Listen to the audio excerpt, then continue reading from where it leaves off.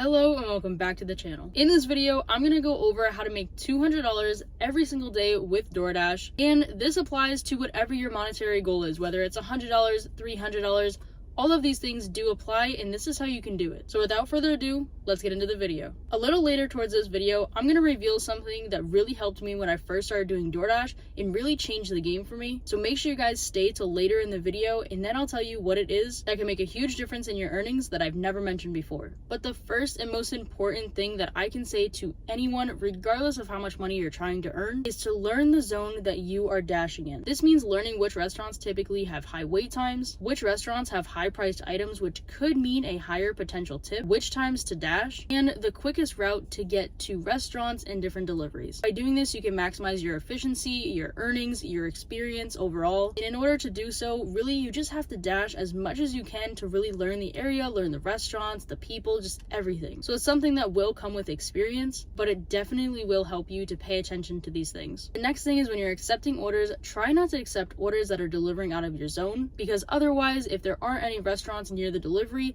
you're gonna have to drive all the way back to where you started from, and those are all gonna be unpaid miles and unpaid time. So if you try to aim for orders that are delivering by more restaurants, this way here you have a higher chance of accepting an order, and that can maybe bring you back to where you started. And this way here you're not driving back and forth to these pickup and drop offs without getting paid for them. And this applies even if you're doing earn by time, because the only time you're getting paid for is the time that you actually have an order accepted.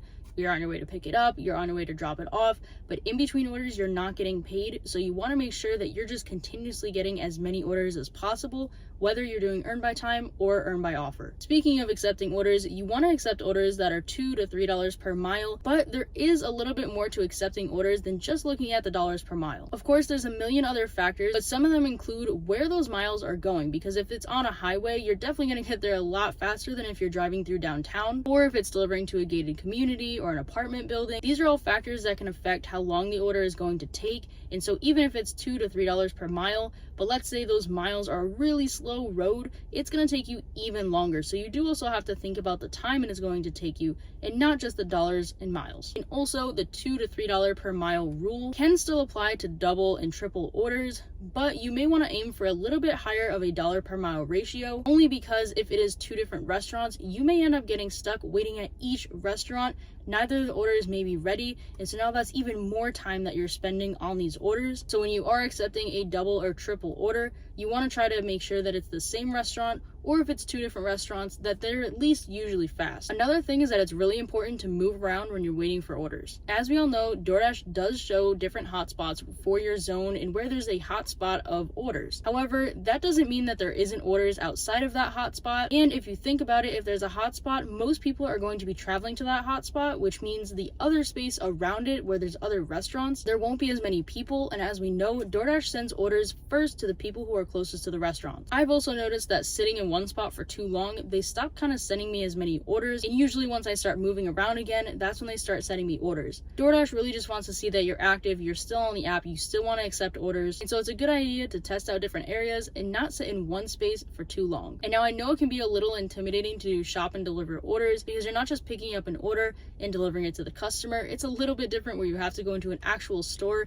shop some items, check out with the items, and then go deliver it. But if the pay is high enough, it may be worth it to do these orders. And especially if you're fast at shopping them, it might be worth it because it is in your control as to how fast the order moves, as opposed to if you have to go to a restaurant where you have no idea how long the wait time is going to be. And especially with Doordash's new 90% completion rate minimum requirement, you don't want to have to be dropping a bunch of orders because the wait time is too long. And so doing shop and deliver orders sometimes might just be more worth it, because like I said, it's in your control and there's no wait time. Now I have a few more tips after this one, but I did want to go ahead and reveal a tip, a secret that not many people know about, that I've never mentioned in any of my videos, and can really help you, is to check for local Facebook groups for Doordash, Uber Eats, whatever the app may be, because then you can see what other drivers are accepting for orders, so you get an idea of the pay. You can also see what dashers are complaining about, which restaurants, so you know which ones to avoid. And in general, you can just find out a lot of secrets and a lot of tips for your area specifically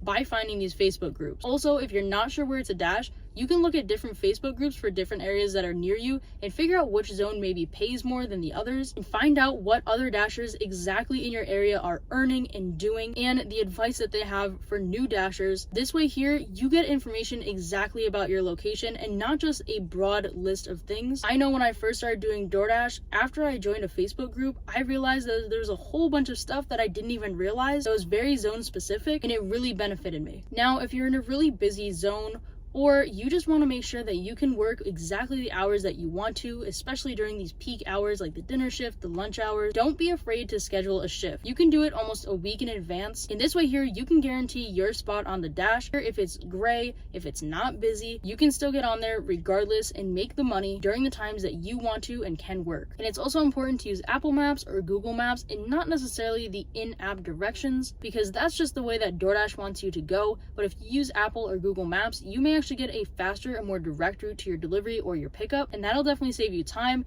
and in this case, time is money. And last but not least, of course, you can multi-app. You can add on Uber Eats, Instacart, Ship, Grubhub, whatever other apps are in your area you may want to have on and just multi-app, because even if DoorDash isn't busy, doesn't mean that these other apps aren't going to have good orders or orders at all. And of course, in this business, time is money, so you don't want to be waiting around for orders, and so multi-apping may help with that problem. Also, if you do multi-app and you're not able to really reach $200 a day using DoorDash, other apps might be more popular in your area, and so if you have a monetary goal in mind, it might be a good idea to test out different apps, because not every app has the same popularity in every zone, and sometimes certain apps like DoorDash or Uber Eats may be oversaturated with drivers. One might be harder to get orders on versus the other. But I hope all these tips were helpful, and I hope this helps you guys to make all your monetary goals that you set. Of course, DoorDash can be a hit or miss sometimes, regardless of what strategies you use and where you are. Sometimes it just doesn't cooperate and there may be problems with the app, or it just may not be a good day to do DoorDash. But by using these different strategies, it still may help. Thank you guys for watching. I hope you enjoyed, and I will see you guys in the next video.